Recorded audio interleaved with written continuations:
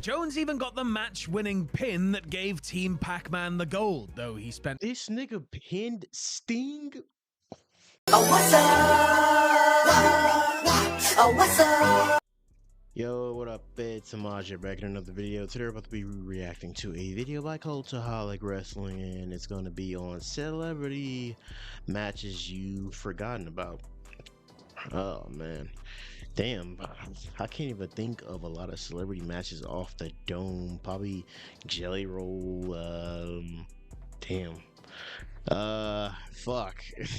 Well, my mind is at a blur. Let's just get into it. versus Will Sasso on WCW Nitro, Who was Will February Sasso? 15th, 1999. Before my At time. WCW's sold-out 1998 pay-per-view, Bret Hart made his in-ring debut for the company, beating Ric Flair in a featured match. A little over a year later, the Hitman was scrapping with a Mad TV cast member. And people wonder why Bret hated Oh. WCW so much. I was a Mad TV cast member, cause nigga, yeah, like I said, this was like the year before I was born, and nigga, I came out the womb not knowing who fucking Will Sasso is, nigga. So the deal here was WCW and Mad TV came together for a bit of cross-promotion. The basic idea was that Bret would guest star on the February 6, 1999 episode of Mad TV in return for Sasso wrestling in a tag match with Piper against Bret and Eric Bischoff on the following Nitro. But WCW flipped the script and instead had Sasso cost Hart his United States title in a singles match with Hot Rod. That didn't work for the Mad TV producers, brother, as they were promised a match and were going to get one. So, Sasso came back the following week and worked a singles match with the excellence of execution. Credit to Sasso, a noted wrestling fan who's also appeared on WWE TV in the past, as he was pretty good for the short time he was out there. Bret, naturally, never sold a thing and won the match with the sharpshooter after Sasso's castmate Deborah Wilson turned on him. That's fucking crazy. And like to put Bret Hart of all people, one of the greatest wrestlers of that time, in a fucking match with a fucking Mad TV producer. I don't know. Was he a producer? I don't know. I couldn't hear what he said. But nigga, y'all had so many other choices in WCW not to embarrass like fucking Bret like that. Give him a fucking jobber or something. Like, Team come on. Pac-Man versus Kurt Angle and Sting at TNA No Surrender 2007. Team Trying to Pac-Man. use a celebrity for mainstream attention can, on occasion, result in very negative press. Well, even if bad publicity's good publicity, then TNA were laughing when they partnered up with disgraced NFL player Adam Pac-Man Jones in Adam Pac-Man 2007. Okay, I think I TNA remember knew that. fine well that courting the troubled Jones would get them some serious flack, but they not only did so while Pac-Man was suspended by the Tennessee Titans due to multiple arrests, they went ahead and made him one of their champions to boot. Exiled What? from the gridiron, Jones showed up. Yo, TNA was just doing anything back in the day. Like, what type of shit is this? Why are you making a nigga that got arrested and like suspended from the NFL your champion? Like, I don't see them doing this in this day and age anymore. I'm glad they got respect for themselves, but like last week they were just tossing anybody out there to try to catch up to WWE standards. Up in TNA's six-sided ring at their No Surrender pay-per-view, teaming with Ron the Truth Killings against tag champs Sting and Kurt Angle. Jones even got the match-winning pin that gave Team Pac-Man the gold, though he spent most This nigga pinned Sting? Oh, I hope they paid Sting a lot of money for that shit. He had to have at least got a good payday for that, bro. Like, you let this nigga pin Sting, the legend? Come on, bro. of the match evading physical contact due to an agreement between the Titans and TNA that he wouldn't do anything that could result in an injury. Jones competed in two more utterly forgettable tag The matches fuck for is TNA this? before the company drafted in Consequences Creed as his replacement. We all knew there'd be consequences for booking Pac-Man, but not like this. Mr. T versus Kevin Sullivan at WCW Starrcade 1994. WCW had a reputation, rightly or wrongly, for taking proven WWE concepts and rehashing them long after the fact. Exhibit A would be WCW bringing in Mr. T in 1994. The A-Team star had been a major contributing factor to the success of the very first WrestleMania, teaming with Hulk Hogan in the historic show's main event. With the Hulkster coming to Turnertown almost a decade later, old Clubber Lang was brought in with him as part of the hype package. T was in the corner for Hogan's match with WCW World Heavyweight Champion Ric Flair at Bash at the Beach, refed a rematch at Halloween Havoc, and then found himself throwing down with Kevin Sullivan at Starrcade. Though the match lasted less than 4 minutes and wasn't exactly a fast-paced affair, B.A. Baracus was blown up about halfway through.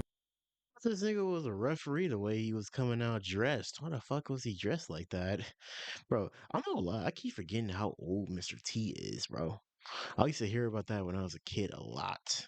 Mr. T, back in the fucking 80s. Holy shit. Yep, I keep remembering how old he is. And admitted to people backstage after he'd beaten the Taskmaster that he didn't know what he'd do if it had lasted longer, as he was completely knackered to the point of almost passing out. What a fool. I pity him. John Cena, Triple H, and Seth Green versus Legacy on WWE Raw, Green. July 13th, 2009.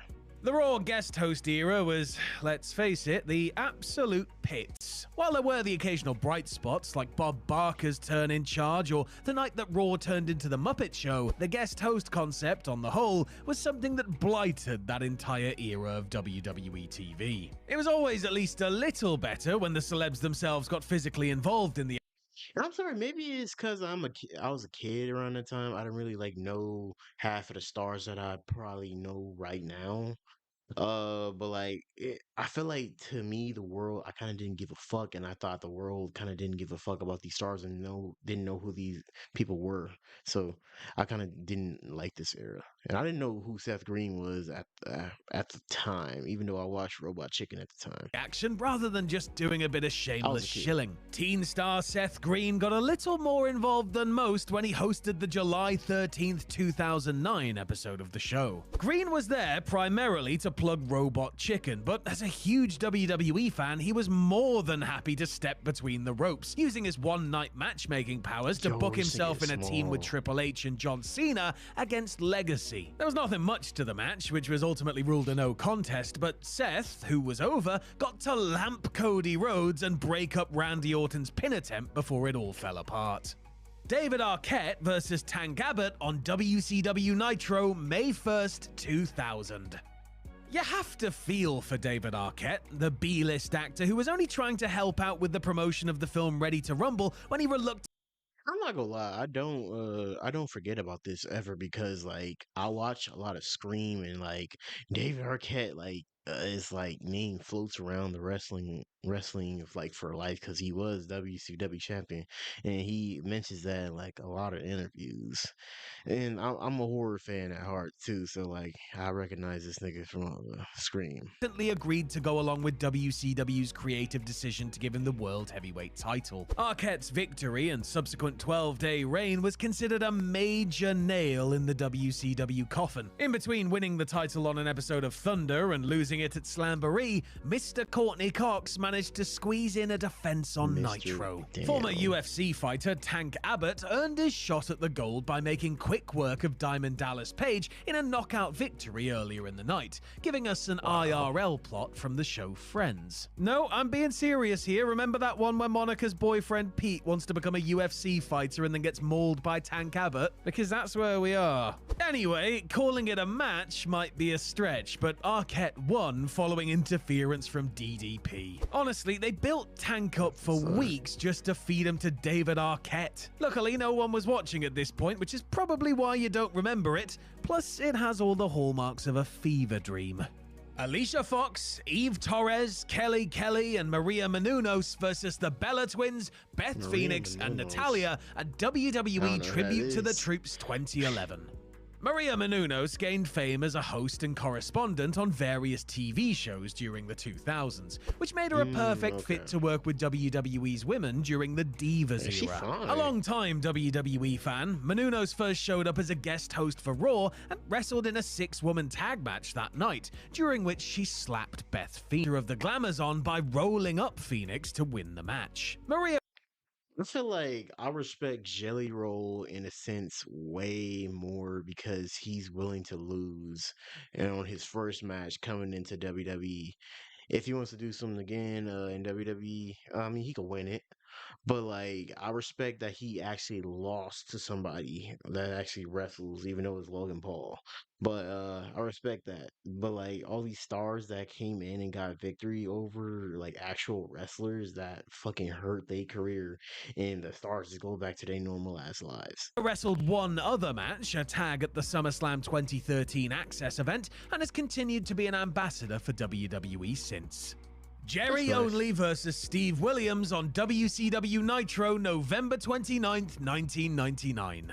WCW were constantly trying to use music stars to remain relevant as their popularity waned during the company's final years, whether it was the Insane Clown Posse, Kiss, or James Brown. And in late 1999, punk rock group The Misfits entered the fray, joining up with Vampiro. Because Vince Russo and Ed Ferrara were booking, and I use that term loosely, the promotion at this point, The Misfits were primarily embroiled in a feud with Oklahoma, Ferrara's insulting parody of WWE announcer Jim Ross. While The Misfits were involved in a couple of tag and handicap matches along the way, bassist Jerry Only had the honor of clashing with Dr. Death Steve Williams in a one-on-one steel cage match. It was, to be blunt, a total effing nightmare, as Only clearly didn't have a clue what he was doing out there. Naturally, the musician was booked to go over after the former Triple Crown champion threw him through the cage door. The Misfits I'm learning in this,